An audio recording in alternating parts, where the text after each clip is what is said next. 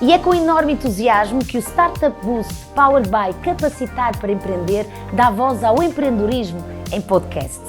As Boost Talks vão, por um lado, passar conhecimento sobre as mais diversas oportunidades de negócio, mas também, através de verdadeiros mentores e de histórias muito inspiradoras, capacitar e incentivar os estudantes, os jovens empreendedores e as startups a desenvolverem e a prosperarem no seu próprio projeto. O que nós prometemos é que estas conversas vão ser o boost que tu precisas.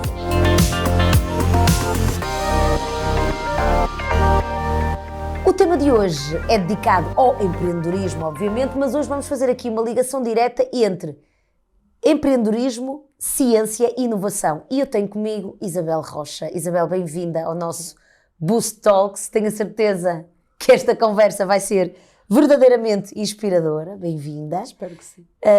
Para quem não sabe, a Isabel é vice-reitora da Universidade Nova de Lisboa e coordenadora das áreas de investigação, inovação e criação de valor. Isabel, e deixa-me dizer-te, para já, parabéns, e que para mim também é um orgulho enorme, porque estudei na Universidade Nova de Lisboa, perceber que esta universidade foi considerada a mais empreendedora da Europa. Isto deve-se a ti e a toda a equipa da universidade. Parabéns! Muito obrigada. Foi um orgulho, que foi um prémio que recebemos o ano passado, em junho do ano passado, portanto está ainda em vigor.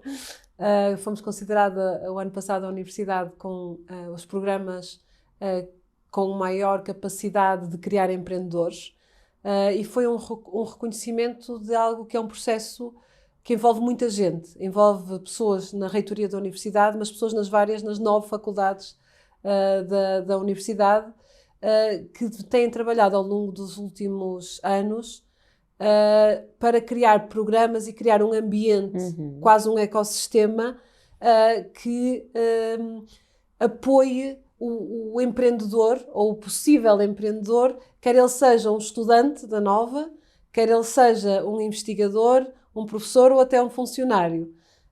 E para isso temos um conjunto de programas, depois podemos falar mais sobre alguns deles mais à frente, mas só para dar uma ideia geral, temos programas que apoiam ações de formação para estudantes de licenciatura e mestrado, programas de formação para estudantes de doutoramento e investigadores e docentes, portanto são coisas direcionadas para diferentes públicos.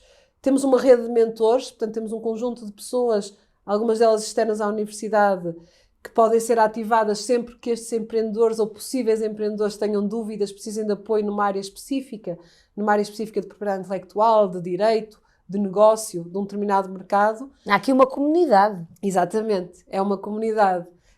E depois temos, por exemplo, também um evento que começamos há 2 anos, que é um evento que fazemos 2 vezes por ano, que são os eventos de matchmaking, em que alguém que numa faculdade, por exemplo, de engenharia, numa área de engenharia, tem uma ideia para um negócio, mas sente que precisa de ter na sua equipa alguém de gestão e se calhar também precisa de alguém de direito, porque tem uma série de questões regulamentares, precisa desse apoio. E vai a este evento tentar conhecer colegas que tenham um espírito empreendedor, mas que não tenham um projeto, mas queiram fazer parte de uma equipa. Claro. Agora já percebi o porquê deste prémio, porque de facto são cursos e são várias ações que vocês promovem anualmente para promover realmente e potenciar o empreendedorismo nestes cientistas e jovens cientistas também. E estudantes também. Não é? E estudantes. Pois, e isso, estamos aqui a falar de 2 tipos de pessoas. Sim. Que tu dás apoio. Portanto, estamos a falar de um cientista que fez uma descoberta. Sim. E ele aqui precisará de conseguir colocar esta descoberta, ou seja, qual é aqui o grande desafio deste cientista, por exemplo? Bom, imagina um cientista que está a trabalhar em investigação direcionada para uma determinada doença, um cancro ou outro tipo de doença, e descobre que determinada molécula parece ter ali uma ação sobre aquela doença. E, portanto, a primeira coisa que ele faz vai ser proteger a propriedade intelectual daquilo que descobriu. E nós também temos, obviamente, isso todas as universidades têm, um mecanismo de apoio à proteção dessa propriedade intelectual, portanto tem que ser criada uma patente. Há muito isso, não quero que me roubem a ideia. Exato, não, isso tem que ser, nestas áreas se não se proteger nas áreas das ciências da vida, que é o exemplo que eu estava a dar, se não se proteger a ideia, ela depois mais tarde não tem valor, porque a ideia é que vai permitir que durante 20 anos haja exclusividade na comercialização do que quer que venha a sair dali, um medicamento, ou um tratamento, um diagnóstico, ou o que seja. Mas lá está, aí é que o vosso trabalho é importante, porque eu tenho aqui uma grande ideia, mas eu tenho que tirar o carro da garagem. Sim. Não é? Ou seja, não me adianta de nada ter aqui a grande ideia se eu depois não sei como torná-la... Como criar valor, no fundo, não é? E aí é que tu entras.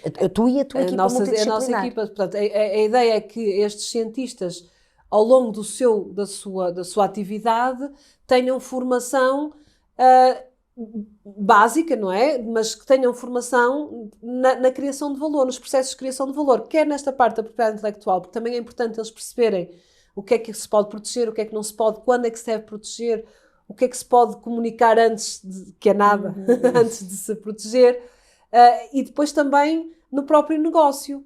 Qual é que é o mercado? Qual é que seria o potencial mercado? Sendo este mercado, qual é o valor deste mercado?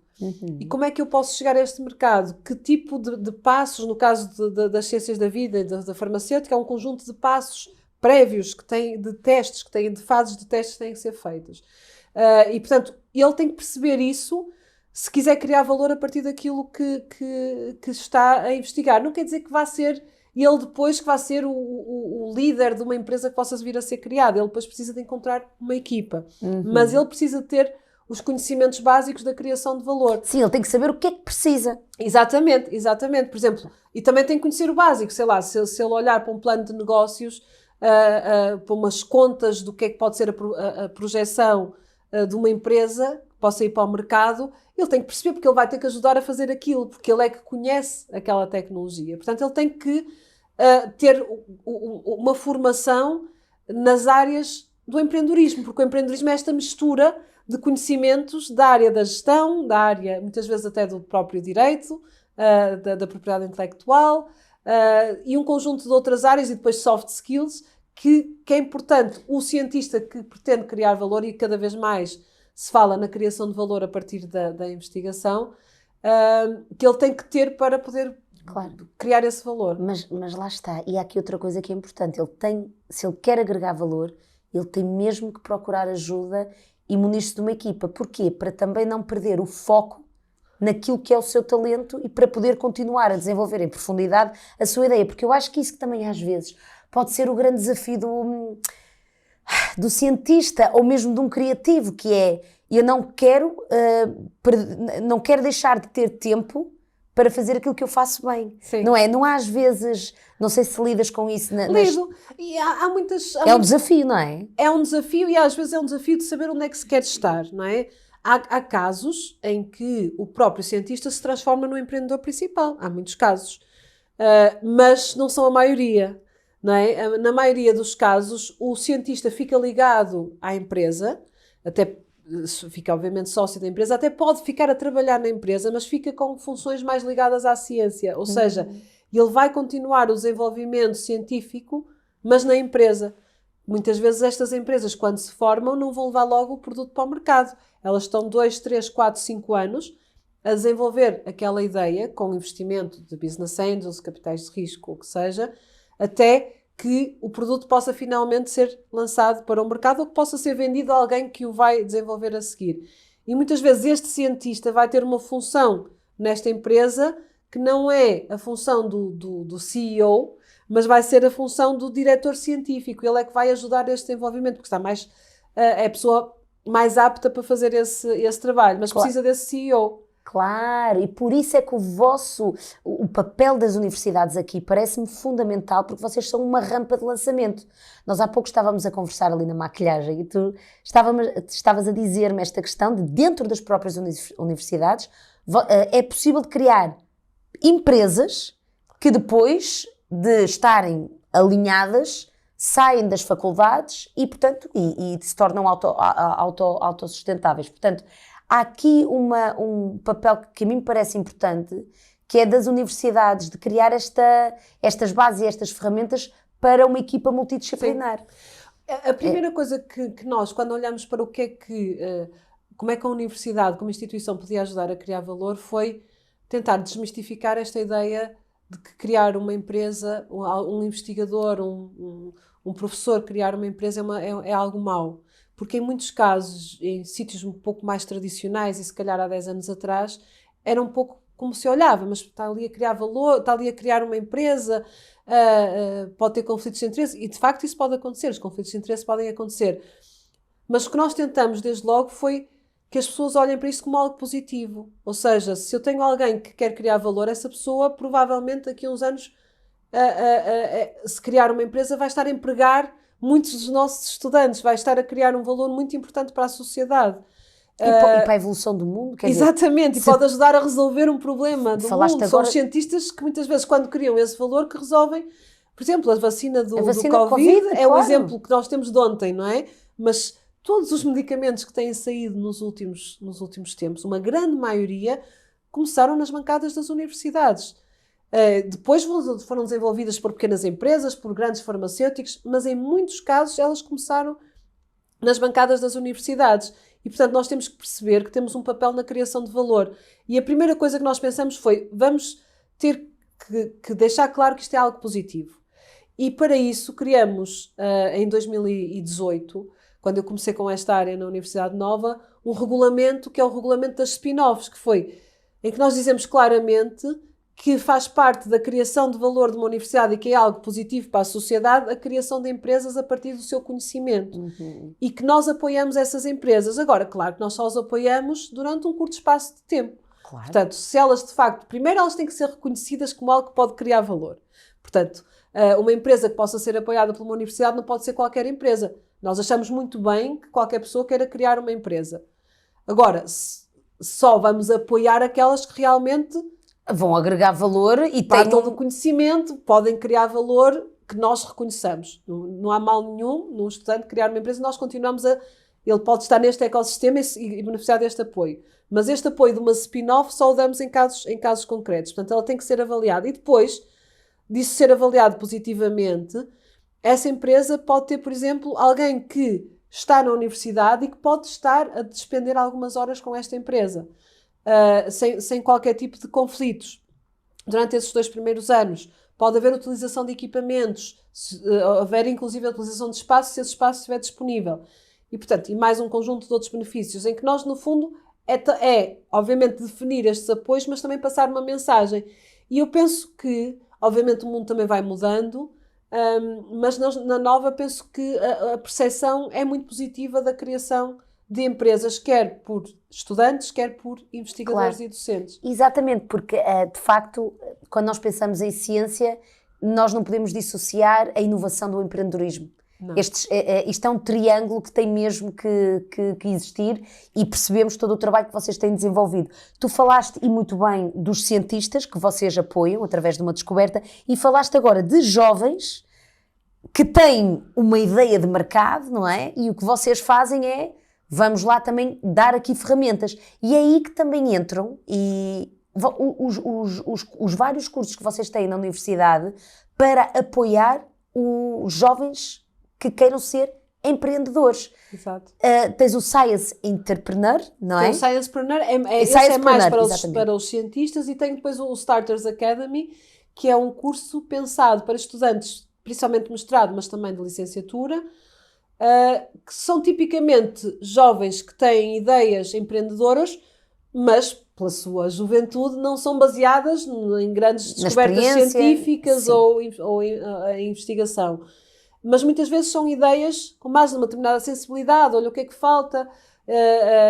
Uma solução, sei lá, desenvolver uma app para alguma coisa, ou um modelo de negócio diferente que visa entrar nas questões da sustentabilidade, reciclagem de roupa, o que seja. Eu estou a dizer várias ideias que já passaram por lá. Quais são já agora, desculpa interromper-te, quais são os projetos que vocês neste momento estão a valorizar mais? É a área da sustentabilidade? Nós tentamos ser agnósticos nesse aspecto, ou seja, por exemplo, nós temos um concurso de ideias, que para além disso nós também tentamos premiar depois os melhores no meio disto tudo, não é? E temos vários concursos de ideias, mas temos, por exemplo, um concurso de ideias, que neste caso até é apoiado pelo Santander, em que os empreendedores, muitas vezes já tendo passado por estes cursos, concorrem já com uma ideia bastante formada para um concurso que nós chamamos Impact Challenges, em que aí a ideia é que tenha impacto e que o impacto seja a sustentabilidade. Não só sustentabilidade ambiental, também sustentabilidade social. E temos tido vários projetos, penso que já tivemos 3 edições, se não estou em erro. Começamos no ano do Covid, portanto fizemos tudo online durante os primeiros 2 anos, o ano passado já foi híbrido, e este ano vamos fazer outra vez uma edição. E aí sim, esses são voltados para a sustentabilidade, quer sustentabilidade ambiental, quer sustentabilidade social. E, portanto, temos tido projetos de todo tipo, desde têxteis para determinadas doenças, adaptados a pessoas que tiveram cancro de mama, reciclagem de têxteis, mas também tivemos um projeto que ganhou logo no primeiro ano, que era um dispositivo para permitir que os aerossóis que as pessoas fazem quando são asmáticas ou têm outras doenças consigam ser mais eficientes do que aqueles que existem e sejam ligados a uma app, etc. Isso é um projeto que deu origem a uma empresa que está por aí já, e que ganhou ganhou um prémio na primeira edição deste programa. Portanto, temos projetos que tenham impacto, mas em diferentes áreas, não é? Portanto, não tentamos ser agnósticos porque gostávamos que as ideias fervilhem e que cheguem e que vão, obviamente que hoje a tendência também é para termos mais projetos de sustentabilidade ambiental e também de sustentabilidade social. O que é que achas que tem faltado, ou o que é que falta ainda desenvolver a estes jovens cientistas, na área do empreendedorismo? Qual é que é a grande dificuldade, o grande desafio? O que é que... Porque neste momento temos, se calhar, muitos nessa situação. Quais são as grandes lacunas, dificuldades? Se calhar, se pensarmos quando eles começam, sei lá, alguém que tem uma ideia, ou alguém que descobriu alguma coisa, em muitos casos, aquilo que se calhar é a maior falha que tem que ser colmatada são os conhecimentos de gestão. Por isso é que os nossos cursos incidem muito sobre os conhecimentos básicos de gestão e contamos muito com professores da nossa SBE para ajudar a colmatar essas falhas. Temos também, obviamente, outras áreas. Quando depois o projeto termina, ou seja, por exemplo, um projeto que anda pela Nova, vai andando em vários destes programas do nosso ecossistema. Um empreendedor faz um curso, depois encontra uma equipa num desses matchmaking events, depois concorre a este programa, ganha este programa e recebe, não é muito, mas poucos 1000 euros de incentivo. O que depois falta a seguir, e que nós ainda não conseguimos colmatar esse gap, porque muitas vezes esse gap podia ser colmatado cá fora, mas é este financiamento inicial. Ou seja, os business angels não gostam de olhar para coisas ainda numa fase tão imatura, que muitas vezes é o que acontece à saída destes programas. A ideia é ótima, já se percebeu que aquilo pode resultar, mas ainda falta ali uns meses em que estas pessoas têm que estar a trabalhar só para isto. E, no mínimo, era preciso pagar o salário destas pessoas para que elas se dedicassem a 100% àquilo que, se calhar, foi algo que elas foram fazendo nas horas vagas. E nós temos poucos mecanismos. Há alguns mecanismos do próprio APMEI e de outros que quando estão abertos permitem colmatar essas falhas. Mas é preciso mais. Mas é preciso mais, porque é preciso aqueles 10 mil euros, aqueles 20 mil euros que estes jovens, em muitos casos, precisam para estarem durante 6 meses, 1 ano a trabalhar em cima daquele projeto, ou então para contratarem alguém que vai fazer um determinado estudo que lhes falta. Às vezes estamos a falar num total de 20, 30, 50 mil euros que nós muitas vezes chamamos o fundo da prova de conceito, que é para realmente conseguir mostrar sem dúvidas de que aquela ideia pode funcionar. Então o que é preciso? Ou seja, é preciso mais apoios? É preciso financiamento específico para essas fases, pequenas tranches de financiamento numa fase pré-empresa, porque muitas vezes a empresa ainda nem sequer foi criada, nem sequer faz sentido. Porque quando a empresa é criada há mais gastos, e nessa fase pré-empresa muitas vezes é preciso algum investimento, e muitas vezes é pouco, para se fazer esta validação final. E quanto isso não acontece, as universidades continuam a dar Nós continuamos esse a apoio. apoiar e temos no nosso previsto para os próximos tempos, temos o nosso próprio mecanismo de apoio. Mas, seja qual for esse mecanismo, não vamos conseguir apoiar todos os projetos Claro. que temos no nosso ecossistema, não é? Portanto, Como é que tu tens visto as ideias que te chegam? Porque tu coordenas aqui toda esta área de criação de valor, de inovação. Como é que estão os nossos jovens cientistas, os investigadores? Como é que tu tens recebido as ideias? Todos os dias te surpreendes? sem dúvida, nós temos as ideias que vêm dos cientistas, normalmente, como eu estava a dizer há pouco, em muitos dos casos, vêm através de patentes, não é? E nós, não digo todos os dias, mas muitas vezes vamos recebendo novos pedidos de patente, que significa que se calhar daqui a algum tempo aquele mesmo cientista, espero eu, vai poder iniciar este processo de criação de valor. Outras áreas, como por exemplo as tecnologias de informação, não precisam de patentes, mas são áreas fervilhantes, não é?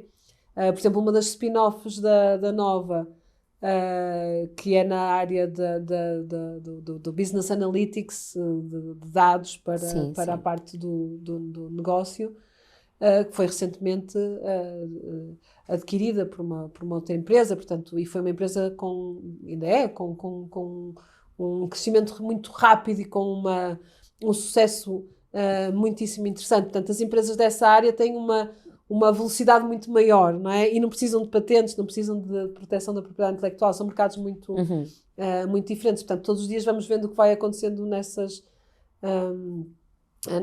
áreas.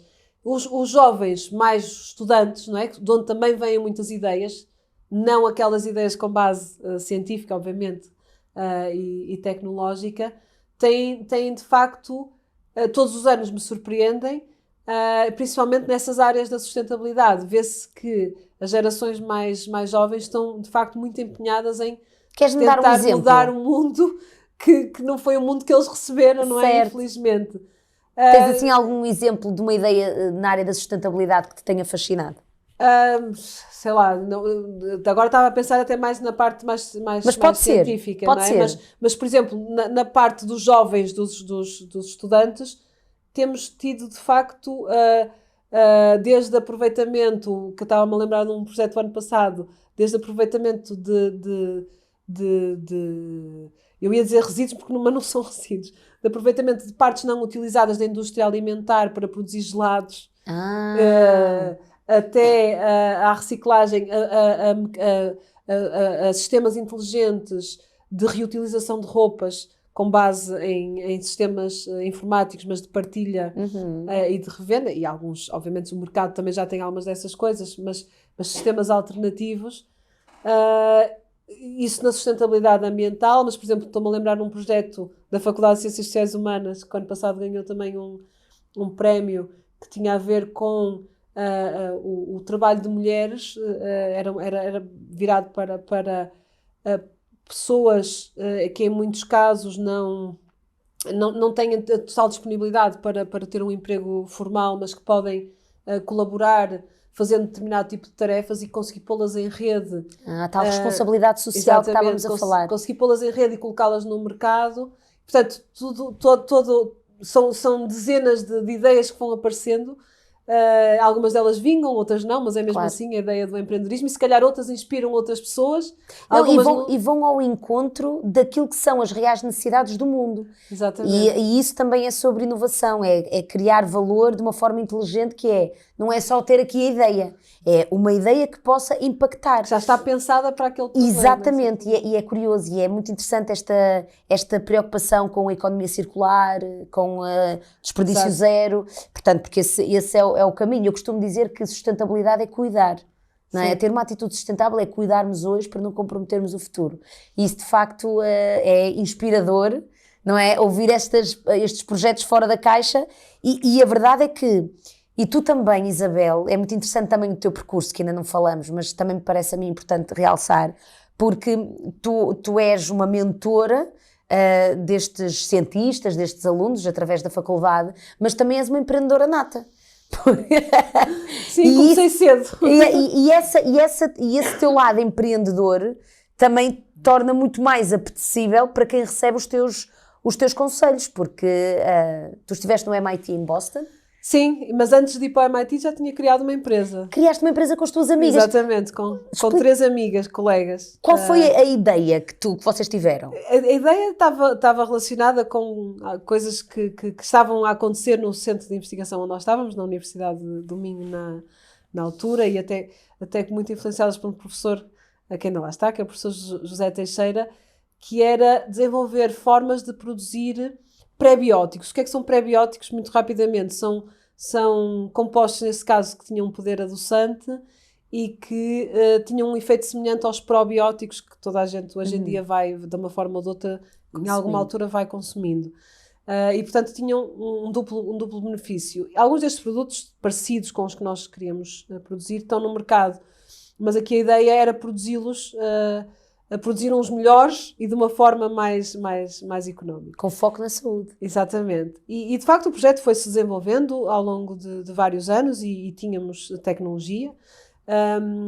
Fomos um pouco apanhados pela crise quando tínhamos pessoas interessadas em industrializar e esperou-se muito. E a determinada altura aquilo deixou de fazer sentido. A empresa ainda continuou durante algum tempo a fazer outras coisas, mas esse foco não foi bem sucedido. Mas foi uma aprendizagem. Mas foi uma aprendizagem, sem dúvida. E foi uma aprendizagem que, quando eu olho para trás e penso que comecei isto quando tinha, penso que 25 anos, faz parte desse processo. Ou seja, certamente que não teria depois, se calhar não estaria a fazer aquilo que faço hoje e não teria depois feito outra empresa que já vou contar, se não fosse este processo de aprendizagem e de dedicação, não é? Todas estas coisas exigem muita dedicação. Isto foi durante o meu doutoramento. Entretanto, terminei o doutoramento, estive lá fora e voltei e fiquei professora na Universidade do Minho, na altura. E a ideia de Boston, que eu estava há pouco a contar, e de ir ao MIT, foi determinante, foi em 2007, porque na altura em que foi, porque eu fui para lá para aprender a ensinar empreendedorismo, conhecer todo aquele ecossistema do MIT, que é um ecossistema extraordinário, para depois poder em Portugal, com vários outros colegas, implementar programas de ensino de empreendedorismo, no caso a estudantes de doutoramento, de bioengenharia, de outras áreas de engenharia. Eu estive à frente desse programa durante 10 anos, que era um programa nacional que envolvia várias universidades. Mas esse período em que eu lá estive e depois voltei,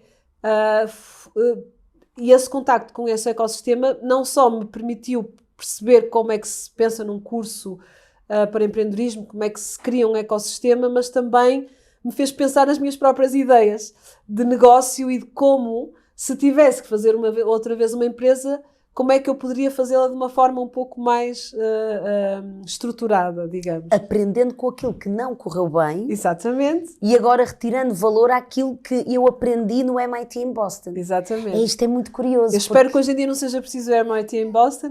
Não, mas é muito interessante, porque a vida do empreendedor é isto, é nós vermos a falha como um meio para continuarmos a evoluir. E é curioso que, no fundo, no meio de toda esta veia empreendedora, tu no final percebes que gostas de empreendedorismo, mas a tua grande paixão é partilhar com os outros e mentorar os outros, portanto é educar. É educar e pensar em programas, ou seja, pensar em criar condições para que os outros consigam criar valor a partir das suas ideias. E sinto-me muito mais realizada com isso do que em pensar num projeto específico, que também, obviamente, acompanho.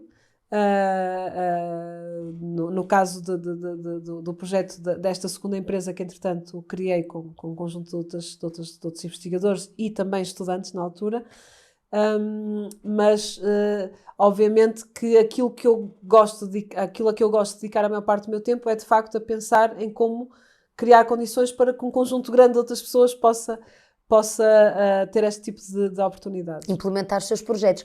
Uma última pergunta, Isabel. Que mensagem é que tu darias aqui a um jovem cientista, um jovem investigador, um cientista também, que tem uma profunda necessidade e uma vontade também de implementar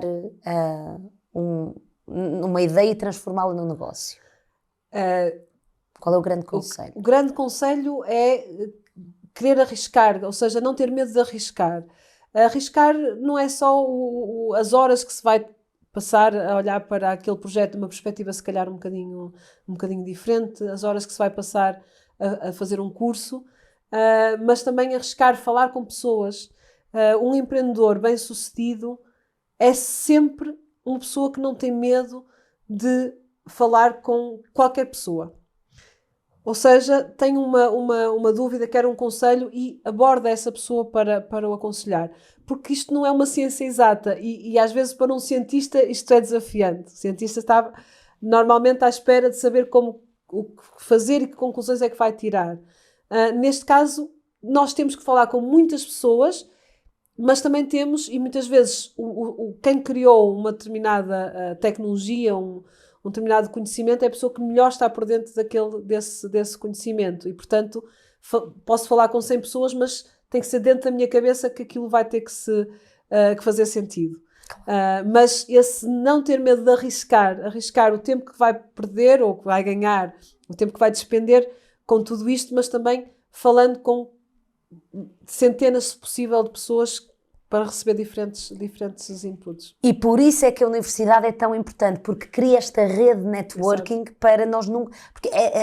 E esta mensagem também me parece importante, que é não nos sentirmos sozinhos e percebermos que temos uma ideia, mas que, estando munidos de uma comunidade que está dentro dos nossos valores e dentro da nossa área, é muito mais fácil. Para quem nos está a ouvir e fazendo aqui um balanço, eu, se fosse, portanto, se quisesse empreender e estivesse na área da ciência, claramente que eu queria ir para a faculdade, para a Universidade Nova de Lisboa, porque de facto é muito importante aqui haver estas iniciativas para promover o empreendedorismo e ajudá-los a implementar o negócio que só vai melhorar a nossa vida. Portanto, temos neste momento a decorrer na Universidade Nova de Lisboa estes 2 cursos, não é? Portanto, sim, na área do empreendedorismo. Vão começar agora 2 novas edições, quer do Sciencepreneur, quer do Starters Academy, e temos a Academia do Empreendedorismo, que é um curso online totalmente gratuito, que teve 6.000 inscritos na primeira edição e que qualquer pessoa pode fazer. Vamos abrir brevemente uma segunda edição. Maravilhoso. E aí dá para qualquer pessoa, mesmo que não seja da Nova. É isso mesmo, e gratuito. Gratuito. Portanto, é mesmo de aproveitar. Isabel, obrigada, adorei conhecer um pouco mais deste universo da ciência e que corra tudo bem e que a universidade e que tu também continues a ser um boost na vida destes jovens. Obrigada. Obrigada.